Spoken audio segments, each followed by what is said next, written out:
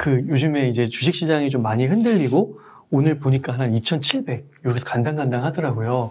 요즘 좀 시황을 어떻게 보시는지 좀 궁금합니다. 일단 지금의 시황은 중장기와 단기로 나눌 수가 있을 것 같아요. 네. 그러니까 단기, 중기, 장기. 일단 중기는 명확합니다. 중기는 당연히 하락 추세예요. 아, 왜냐면 작년 7월 고점을 찍었거든요. 작년 7월이고 올해 1월이니까 6개월 이상 고점을 회복하긴커녕 계속 전저점을 깨고 내려왔어요. 거래소 지수 같은 경우는 7월에 고점을 찍고 나서 8월의 저점, 9월의 저점, 10월의 저점이 매달 낮아지고 있어요. 그러면 아직 그리고 오늘까지도 최저점을 그 이후로 7월 이후에 최저점을 오늘까지 찍었으니까 당연히 7개월 동안 빠지고 있는 중기 하락 추세죠. 네. 장기로가 사실 좀 애매한 부분이에요. 네. 왜냐면 지금 만약에 반등을 해서 작년 7월의 고점, 뭐 거래소로 치면 3,300 라인, 코스닥으로 치면 뭐 1,100 라인을 돌파한다면 상승장은 연속인 거죠. 그래서 장기로 가면 조금 애매합니다. 중기로는 완전히 훼손이 됐고 또 하나는 장기로는 아직은 미국은 살아있으니까 최근에 급락을 올해 1월 달에 급락을 했을 뿐이지 사실 미국은 살아있었거든요. 올해 1월을 제외한다. 그래서 장기는 애매하다. 네. 각자의 판단이 다를 수 있다. 중기는 무조건 하락 추세죠. 6개월 동안 빠졌는데 반박의 여지가 없습니다. 그럼 단기는 하락 추세가 아니고요. 단기 폭락입니다. 이 폭락은 어느 정도의 폭락이냐면 그러니까 오늘 녹화일 기준으로 봤을 때 우리나라 거래소가 지금 한 9% 빠졌고요. 코스닥이 한 15%가 빠졌어요. 나스닥이 한 13%가 빠졌습니다. 이 정도 하락은 10년에 한 번, 두 번 있는 하락이에요. 미국의 나스닥의 1월 달에 월간 13% 하락은 2008년 금융위기 10월 달 이후에 처음이에요. 아, 그래요? 네. 월간 하락률로 보면. 그러면은 12년에 한 번 있는 하락률이니까 이거는 그냥 하락이 아니고 폭락인 거죠. 그러면 현재 상황은 단기로는 폭락이고 중기로는 하락 추세고 장기로는 좀 애매하다. 사람마다 다를 수 있다. 지금 현재의 시점을 반등 주고 작년 7월에 고점을 돌파한다고 보면은 상승 속에서의 중기 하락이라고 볼 수 있고 장기 상승 속의 중기 하락이라고 볼 수 있고 아니야 전고점 당장 회복 못해? 그러면 대세 하락인 거고 이렇게 구별할 수 있습니다. 그래서 그러면은 이런 시장이 왜 나왔는지가 이제 분석이 중요해요. 저는 3박자를 하니까 지금 말씀드린 건 차트 분석, 가격 분석의 입장이고 그러면 차트 분석, 가격 분석의 입장에서 나아가서 그럼 재무제표 관점 또는 재료 관점이 있을 거 아니에요. 기업에서 재무제표라는 건 한 나라로 치면 여러 가지 경제 지표들이죠. 물가, 금리, GDP. 그러면 그런 가치 분석 관점에서 지금 현재의 상황을 보면 금리 인상 시즌이라는 거. 그럼 금리 인상은 뭐 이 유튜브를 보시는 재테크에 관심 있는 분들은 대부분 기초 지식이 있으니까 아주 그냥 간단히만 말씀을 드리면 다른 조건이 일정하다면 또는 다른 영향을 받지 않는다면 다른 변수가 없다면 금리와 주가 두 가지 변수만 있다면 금리를 올리면 주가가 내려가고 금리를 내리면 주가가 올라간다 라고 이해를 하고 계실 거예요. 근데 여기서 중요한 건 다른 변수가 없다면이죠. 근데 만약에 그럼 금리를 올리는데 주가도 올라갈 수 있는 변수는 뭔데? 금리 인상폭 이상으로 기업 실적이 나왔을 때죠. 금리 인상폭 이상으로 기업 실적이 나온다는 얘기는 시장에 돈도 더 많아질 수 있고 소비도 많이 할 수 있고 왜 기업 실적이 나왔다는 얘기는 결국은 그만큼 생산을 하는 만큼 소비도 할 수 있다는 얘기고요. 우리의 경제력도 많아진다는 얘기예요. 그래서 사실은 이 생산성 또는 기업의 성장성도 굉장히 중요한데 그건 아직 모르는 거죠. 어쨌든 금리를 올리는 시즌이다. 그게 올해다. 금리 올리면 무조건 주가 떨어지나요? 아닌데요. 왜? 아니 미국에서 여러분은 미국 차트를 보면 지금 10년 이상 올랐단 말이에요. 언제부터? 글로벌 금융위기부터 2008년부터 계속 올랐잖아요. 그러면 계속 제로금리였나요? 아니란 말이에요. 제로금리 하다가 금리 올렸다가 코로나 때문에 다시 제로금리하고 지금 금리 올린다 그러는 거예요. 그런데 그러면 2017, 18에 금리 올렸을 때는 주가가 빠져야 되는데. 한 달에 이렇게 15%씩 빠졌나 찾아보세요. 안 빠졌다고요. 그러니까 다른 변수를 같이 고려해야 돼요. 그럼 지금 1월 달에는 금리만 올리는 거로는 이렇게 빠진 게 아닌데라고 생각하시면 돼요. 그래서 제가 3박자를 하는 거예요. 그럼 이제 금리 측면에서는 조금 빠질 수는 있지만 이 정도는 아니야. 가격 측면에서는 차트 분석 측면에서는 12년에 한 번 오는 하락폭이야.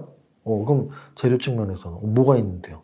러시아 우크라이나 문제가 이제 1월 달에 지수에 큰 영향을 미친 악재인 거죠. 그럼 그쪽 분석을 한다면 제가 뭐 이런 정치 외교 평론가, 뭐 군사 평론가가 아니니까 아주 얕은 지식밖에 없으니까 그냥 저는 제 기억 속에 또는 제가 갖고 있는 데이터로서의 전쟁 가능성 또는 전쟁이 실제 발발했을 때 우리나라 주가 또는 미국의 주가에 영향을 어느 정도 줬냐 요 정도만 말씀을 드리면 과거에 어느 전쟁 위기 또는 실제 전쟁 발발에도 오래 간 적은 없다라는 건 확실해요. 네. 오래 간 적은 없다. 그리고 시작되기 전이 훨씬 공포스럽다. 막상 시작되면 시작되기 전에는 시작이 기다리고 있죠. 시작하면 끝이 기다리고 있죠. 근데 생각보다 오래 갔던 전쟁들이 있어요. 뭐 미국이 오세마 빈라덴 잡으러 막 다녔을 때 중동 지역에서의 그런 분쟁들은 꽤 오래 갔지만 웬만한 국지전들은 그렇게 오래 가지 않아요. 왜?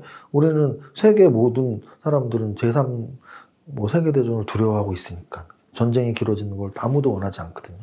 그래서 이번 러시아 우크라이나에 대한 이야기는 뭐 우크라이나 지하에 뭐 가스관이 지나가고 에너지 패권이다 이런 거는 각자 분들이 이렇게 찾아보시면 되는데 저는 이제 주식과의 연관성만 말한다면 둘 중에 하나죠. 러시아가 우크라이나를 침공을 하느냐 안 하느냐로 단순화시킬 수 있고 뭐 한다면 그 다음은 이제 어떻게 해결하느냐 문제인데 저는 하는 순간이 악재의 소멸이라고 봐요. 왜냐 시작하면은 그 다음은 바로 소멸인 거예요. 그래서 하는 순간 악재의 소멸이라고 보고 안 한다면 어쨌든 평화협정이나 뭐 어떤 회담을 하겠죠. 거기서 좋은 성과가 나오겠죠. 그래서 저는 시간 문제다. 그러니까 금리 인상은 시간 문제는 아니에요. 왜? 금리는 뭐 올해 4번을 할 거야, 몇 번을 할 거야 벌써 나오고 있으니까 1년 내내 발목을 잡을 수 있어요. 근데 아까 말씀드렸지만 다른 변수가 없다면 금리 인상은 악재지만 아까 말씀드린 제가 4차 산업혁명이 어떻게 진행될지. 왜냐면 이게 이 경제라는 건 수요 측면과 공급 측면이 있는데 수요 측면으로는 금리를 인상하면 돈이 좀 줄기 때문에 수요 측면에서는 GDP도 낮아지고 경제 성장이 낮아져요. 물가를 잡기 위해서 GDP를 손해보는 거거든요. 근데 공급 측면은 무시하면 안 돼요. 그래서 산업혁명 시기에 굉장한 경제 부흥이 있었던 거고 인터넷 혁명 시기에 굉장히 폭발적인 경제 부흥이 있었던 것처럼 지금 그러면 4차 산업혁명이 끝났냐 아니냐로 보면 되는데 만약에 4차 산업혁명이 전기차였다면 뭐 얼추 시작은 이미 했으니까 뭐 10명 중에 한두 명 전기차 타니까 뭐 2025년에 다 전기차로 바뀐다고 막 말하고 있으니까 이제 뭐 별 성장성 우리가 생각하는 것만큼 별거 아니야. 이제 얼추 좀 있으면 끝나라고 생각할 수 있지만 4차 산업혁명의 전기차는 시작이라고 저처럼 생각한다면 앞으로 자율주행, 로봇, 우주 이런 대혁명의 산업들이 나올 수 있는 위치라면 금리 인상을 그들이 이길 수 있다는 거죠. 아까 제가 말씀드린 기업의 성장성이 금리 인상을 이길 수도 있는 상황이 될 수 있다. 그래서 금리 인상은 길지만 무조건 악재는 아니다. 그리고 러시아의 우크라이나 침공 가능성은 단기 악재로서 1월 달에 굉장히 크게 영향을 미쳤는데 짧은 영향일 것이다. 이렇게 좀 말씀드리고 싶어요. 투자 전략까지 말씀을 드리면 이런 폭락장의 대처 방안. 예. 폭락장이라고 해서 크게 달라진 건 없어요. 네. 우리 막 진짜 죽겠다라는 이 머리 아픔과 두통과 그리고 심장의 떨림 이 두 가지의 신체적 변화들 또는 우리 스스로가 변한 거지 주식 시장은 어차피 변동성이라는 건 커졌다 작았다가 하는 거고 주가라는 건 올라갔다 내려갔다를 하는 거기 때문에 본질에서 변화된 건 하나도 없어요. 다만 10년에 한 번 있을 정도의 월간 하락이 나왔다는 정도. 근데 우리 전략도 마찬가지. 주식 투자에서의 전략은 명확해요. 살 거냐? 팔 거냐? 현상 유지할 거냐? 예. 그럼 지금 상태에서 두 가지 부류의 투자자가 있다라고 구분을 명확히 하시면 돼요. 현금이 하나도 없는 분, 현금이 있는 분. 그 현금이 하나도 없는 분은 어떻게 하시는 방법밖에 없어요. 팔 건지 버티든지. 갖고 있을 건지. 근데 저는 파는 시기는 지났다라고 조언을 드리고 싶은 거죠. 왜? 아까 말씀드렸잖아요. 월간 하락률이 10년에 한 번 있을 하락률이 나왔는데 그러면 이미 팔고 현금 보유를 좀 해놓으시던지 현금을 지금까지 하나도 안 팔았는데 이제 와서 10년에 한 번 나올 정도의 월간 하락률 나왔는데 이제 와서 팔겠다라는 건 정말 소잃고 외양간 고치는 거죠. 서로 더 떨어진다 하더라도 지금 예를 들어 코스닥 지수가 15% 빠졌는데 5% 더 빠져서 20% 빠진다 하더라도 15%를 참았는데 5%를 못 참을 수는 없죠. 근데 20%, 30%, 40% 빠지면 어떡하냐? 그런 적 없어요. 글로벌 금융위기 때도 한 달에 30%. 글로벌 금융위기 때. 그리고 뭐 2018년도 뭐 한 달에 뭐 18%이 정도 움직이고 그것도 역시 10년에 한번 빠졌던 시기니까 적어도 아직까지 못 파셨다면 와 지금이라도 팔아야 돼는 정말 늦었다. 그 다음 현금이 있는 분들은 이제 팔 걸 고민하진 않겠죠. 당연히 살 걸 고민하겠죠. 살 거냐 안 살 거냐에 고민이 있는 분들은 정말 지금까지 잘 참았으니까 고수다. 왜? 아니 코스닥이 15% 빠지는 동안 아직도 현금이 있다는 얘기는 참았다는 얘기잖아요. 정말 잘 참으셨다. 그리고 이제는 좀 실탄을 써도 된다. 역시 똑같은 논리로 월간 하락률이 워낙 크기 때문에 반등은 점점 가까워진다.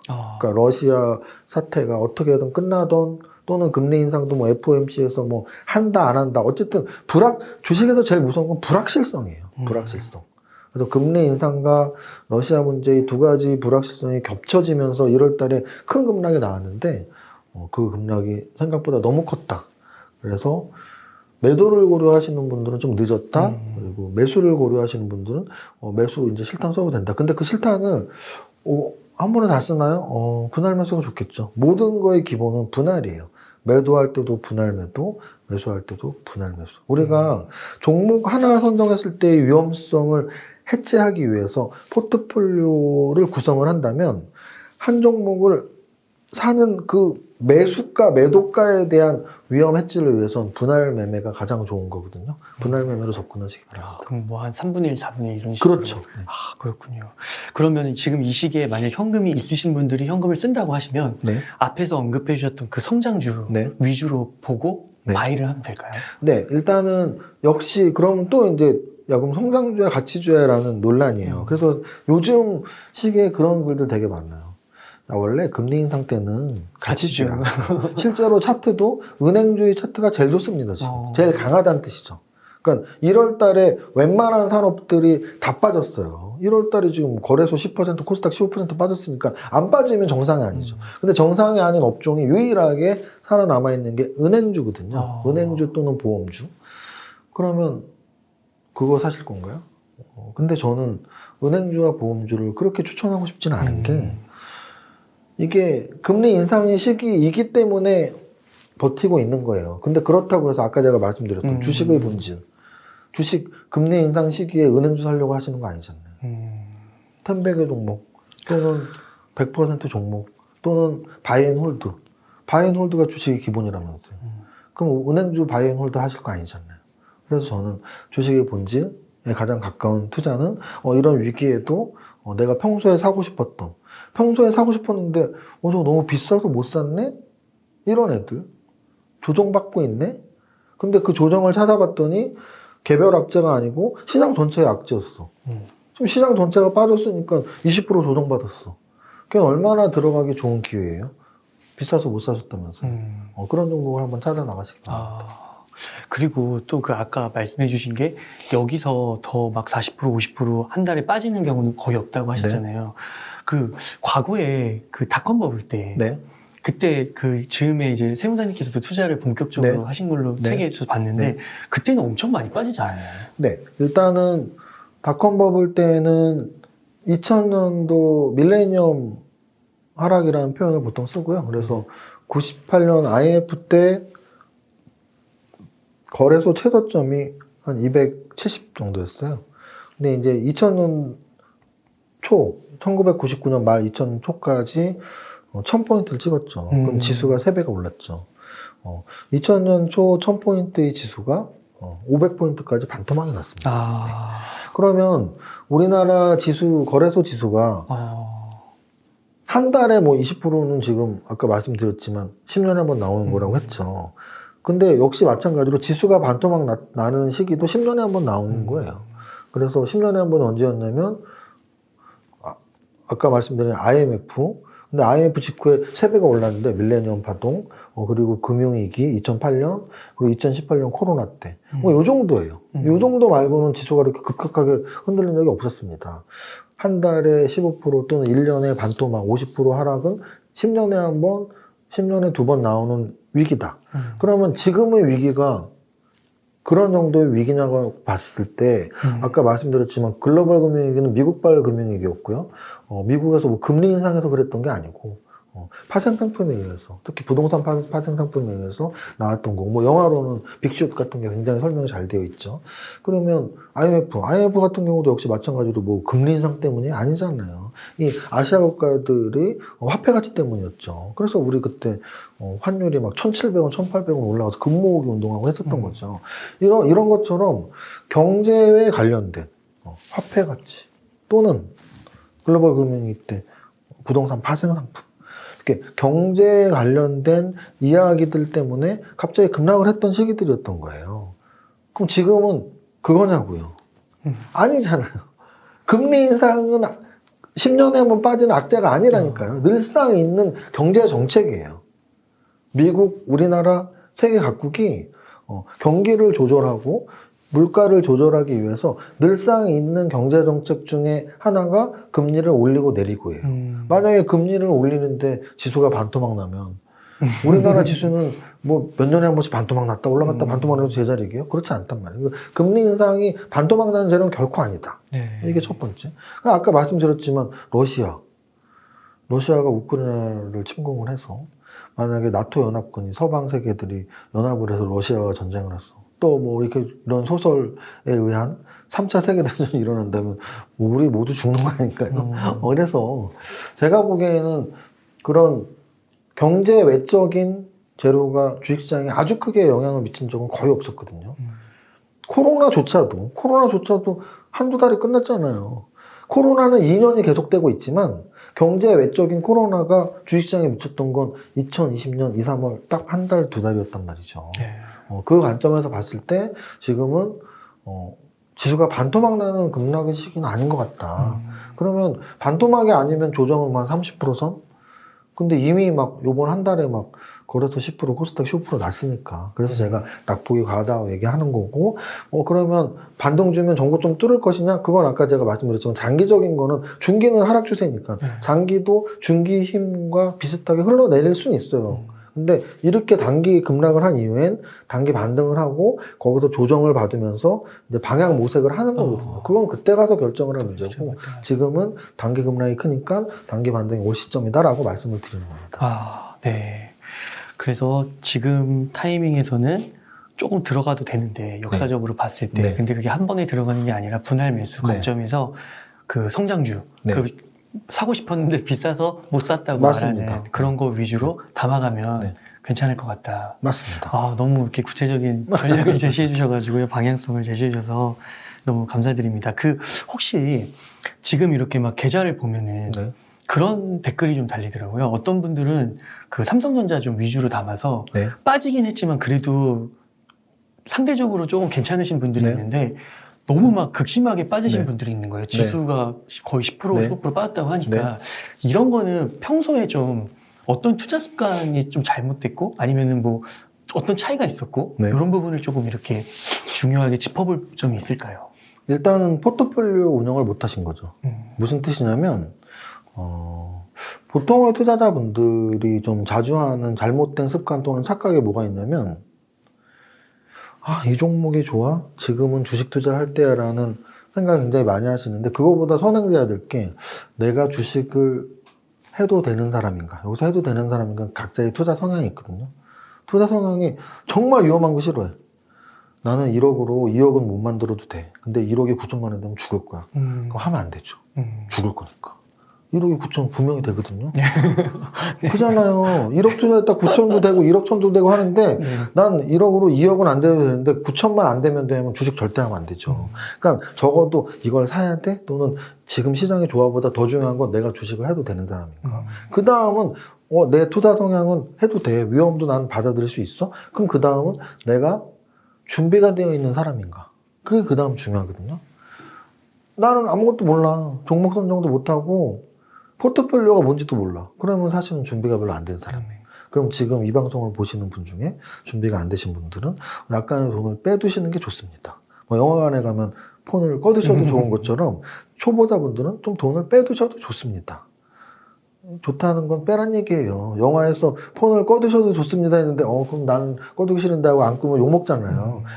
주식에서는 초보자가 돈을 안 빼면 욕먹는 게 아니고 나중에 땅을 치고 후회하는 일이 발생하죠. 왜? 저는 정말 많이 들었어요. 투자자들이 대다수가 그래요. 한 3년차 넘어가면서 저랑 술을 마시면 꼭 그럽니다. 너무 후회했대요. 왜요? 3년 전에 주식 처음 할 때는 돈이 많았는데 실력은 없었고요. 지금은 실력은 그때보다 낮았는데 돈이 없네요. 왜 그럴까요? 3년 동안 까먹었기 때문이죠. 3년 동안 계좌는 녹았고 주식 실력은 좋아졌어요. 그러면 어떻게 하면 돼요? 주식 실력이 조금일 때는 돈도 조금만 하고 주식 실력이 좋아지면 더 많이 하면 되잖아요. 그러면 주식 실력이 뭔데? 아까 제가 말씀드렸던 나는 지수가 이 정도 빠졌는데 너무나 지금 많이 빠진 종목을 갖고 있어.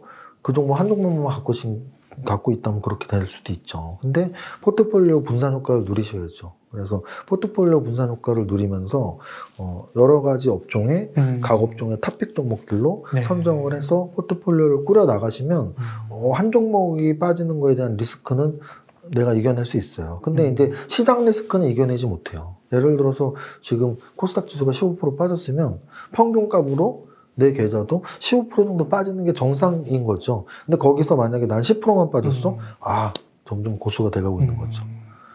나는 30%가 빠졌어? 아직 좀 더 위험 관리나 포트폴리오 분산 효과를 좀 더 공부를 하셔야죠.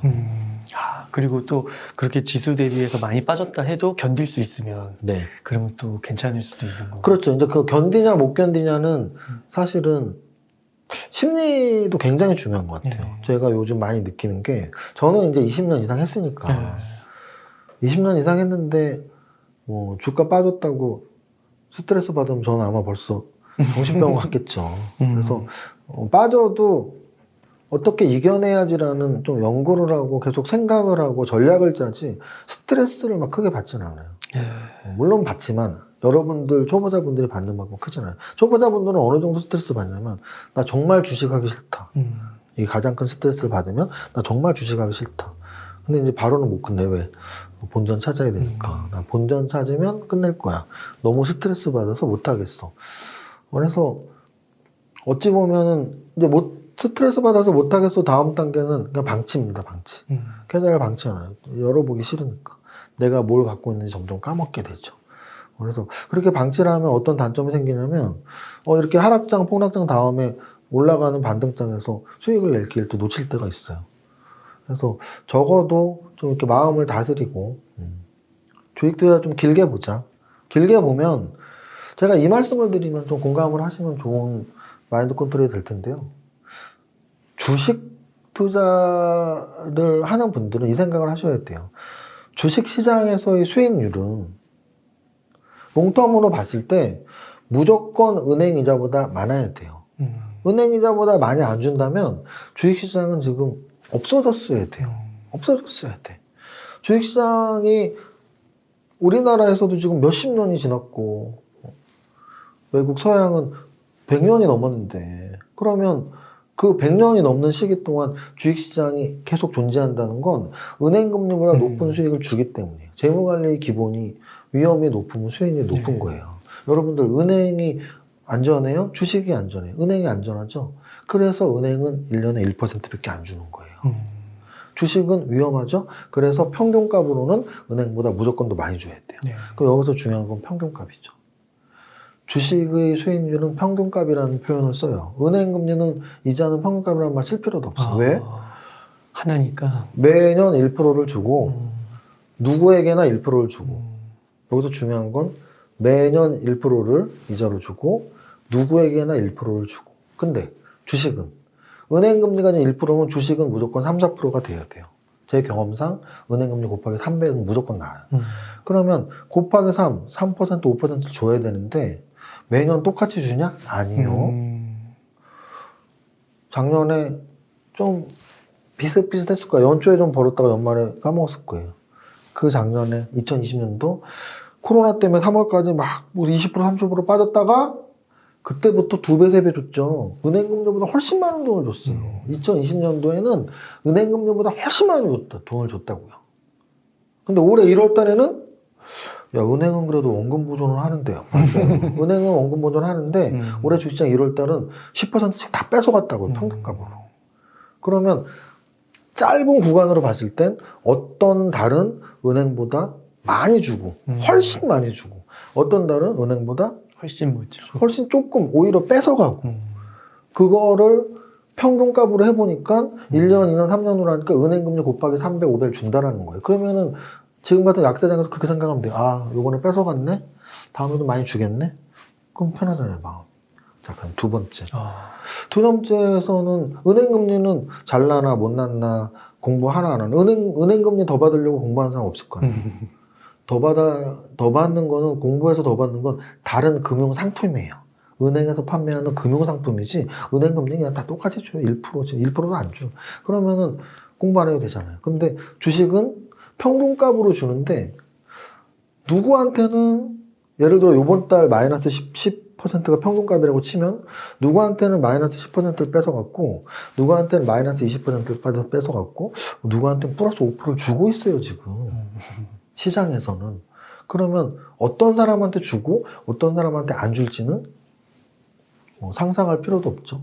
주식을 잘하는 사람, 공부를 많이 했고 실전을 많이 겪었고 준비를 많이 한 사람한테 수익률을 더 주고 공부 하나도 안 하고 계좌 내팽개쳐 있는 사람한테 더 뺏어오고. 그래서 주식시장에서 여러분들 좀 더 마음 편하게 하는 방법은 두 가지입니다. 요번 달은 뺏어가는 달이네. 아, 다음 달에는 좀 많이 주는 달이면 좋겠다. 평균값. 두 번째는, 내가 시장 평균보다 못해? 그러면 나는 평균값보다 못하면 좀 분발해야겠다.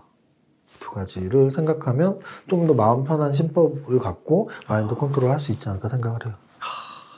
그 20년의 경험에 빗대어서 이렇게 얘기를 해주시니까 더 마음에 와닿는 것 같습니다. 그리고 성장주에 투자라는 이 책이 지금 어떻게 보면 약간 힘든 시기에 이렇게 나왔잖아요. 네네네. 근데 그게 한편으로는 오히려 그 주식 투자의 본질, 정말 그 성장주의 개념이 뭐고 이 어려운 시기에 어디에 더 집중을 해야 되는지 다 이렇게 제거를 한다며요. 군더더기를. 정말 어떻게 보면 또 좋은 타이밍에 나왔다는 생각도 들기도 하고요. 그죠. 어찌 보면 저도 정확한 분석을 하셨어요. 제 마음을. 무슨 뜻이냐면 저도 막 1월 달에 급 나가는 거 보면서 타이밍 잘못 잡았다. 네.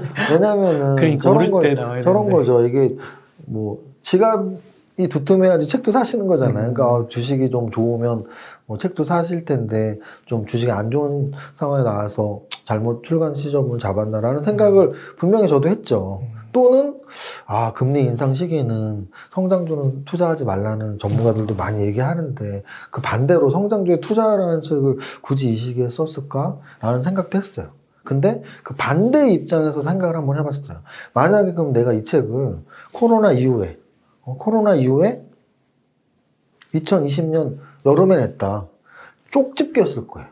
왜? 2020년 여름부터 그해 가을, 겨울까지 네이버, 카카오, 삼성, SDI 성장주 다 날라갔고 가치주 우리가 소위 말하는 뭐 은행주, 건설주 하나도 못 올랐거든요. 그러면 완전 쪽집 끼잖아. 그 당시 냈다면. 그런데 제가 요즘 주가 좀 떨어지면 저도 유튜브를 하니까 그런 말씀을 많이 드려요. 떨어질 때 공부가 되지 올라갈 때 공부가 안 된다. 만약에 제 책이 2020년 하반기에 나왔다면 여러분들은 제 책에서 뭐 대단한 거 읽지 않으셨을 거예요. 뭔가 작은 팁을 얻으려고 노력하지 않았을 거예요. 왜? 그냥 여러분들이 아무거나 샀어도 수익이 났을 테니까 공부하실 생각도 안 하셨을 거예요. 여러분들이 실력을 과신하셨을 거예요. 그런데 지금은 여러분들은 굉장히 막 공부를 해야 될 때야. 왜? 아까 말씀드렸잖아요. 돈을 뺏어가는 시기니까 나 안 뺏기려면 어떻게 해야 되지? 공부하라는데 무슨 책을 읽지? 제 책을 읽겠죠. 그러면서 여러분들은 한 번 더 생각하겠죠. 이상하다. 어떤 전문가는 금리 인상 시기에 가치주를 사라고 하는데 왜 이 슈퍼게임 이세무사 전문가는 이 금리 인상 시기에 성장주를 사라고 하지? 주식의 본질은 뭐지?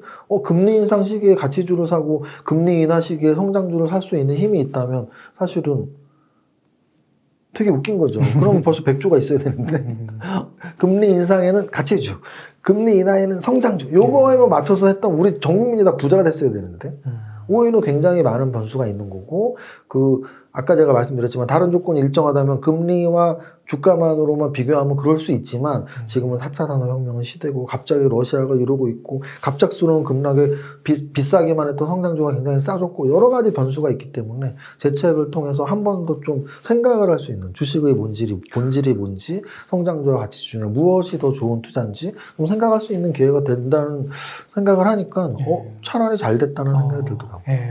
그게 맞는 것 같습니다. 근데 진짜 그 2년 전에 그 코로나 위기 이후로 그때 이제 주식 방송을 제가 이렇게 주식책을 좀 다루면서 본격적으로 하게 됐는데 그때 진짜 생각해 보면은 다들 주식 공부 열심히 하고 그랬던 것 같은데 오히려 요즘에는 이제 그 구독을 좀 해지한다는 분들도 좀 나오고요. 너무 이렇게 하고 그리고 계좌도 안 본다는 분들 나오고. 근데 그때 생각해 보면 정말 그런 시기가 올까 했는데 진짜 이렇게 닥치니까 그런 게 현실에서 벌어지고 있더라고요. 그러니까 참 그런 걸 알면서도 이렇게 흘러가는 거예요. 그래서 어떻게 이걸 역행할 것이냐. 그래서 세무사님께서 딱 적절하게 책을 내주신 것 같고 이 책을 통해서 그런 마인드를 다시 한번 되새기면 너무 좋을 것 같습니다. 세무사님 혹시 뭐 끝으로 좀 해주실 말씀 있으실까요? 웅달 책방에 우리 웅달님께서 저를 초대해 주셔서 감사하고요. 아닙니다. 영광입니다. 예전에 인터뷰할 때도 뵀지만 너무 이렇게 진행을 좀 따뜻하게 잘해주시는 분이라는 걸 느꼈거든요. 그래서 아마도 지금 이 재테크 하시는 분들한테는 기법도 중요하고 공부도 중요하지만 조금 이렇게 편안한 마음이 중요해요. 그걸 이제 뭐 신법이라고도 하고. 그래서 웅달님의 채널에서 적어도 좀 요즘 힘든 마음, 상처받은 마음을 이 부드러운 웅달님의 목소리에서 얻어가시고 또 이제 저 같은 사람은 막 따뜻하진 않아요. 근데 저는 좀 팩트를 정확히 좀 분석해서 말씀드리고 또 20년 동안의 주식 경험이 있으니까 제 경험으로 여러분들에게 아까 뭐 지금 현재 시장 상황 또 제가 성장주와 가치주를 구별하는 방법 또 성장주를 왜 투자하는 게 좋은지 이런 것들을 학문적으로 이론적으로도 제가 연구를 많이 하고 또 경험적으로도 그쪽에 좋은 투자라는 생각으로 책 제목만 성장주에 투자하라가 아니고 제가 매달 하는 강연의 제목 자체가 성장주에 투자하라고 말씀을 드린 만큼 저는 어느 누구보다도 성장주 투자를 잘하는 사람이라고 자부를 하거든요. 그래서 여러분들도 오늘 이 방송을 통해서 좀 성장주 투자가 진짜 맞는 말인 것 같네 라고 생각하신다면 한번 공부 한번 좀 더 해보시고 하락장 잘 이겨내시고 우리 웅달님도 앞으로 좀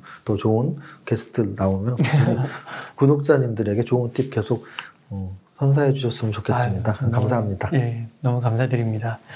그 책도 읽으시고 또 슈퍼게임 이세무사 유튜브 채널 거기 가서도 또 이렇게 멘탈 흔들릴 때마다 성장주라는 개념을 갖고 이렇게 하시면 또 그 마음을 다스리실 수 있지 않을까 싶습니다. 이렇게 해서 성장주에 투자하라를 쓰신 이정윤 세무사님을 모시고 이야기를 나눠봤습니다. 긴 시간 동안 유익한 인사이트 많이 나눠주셔서 감사의 말씀드립니다. 오늘 고생 많으셨습니다. 감사합니다.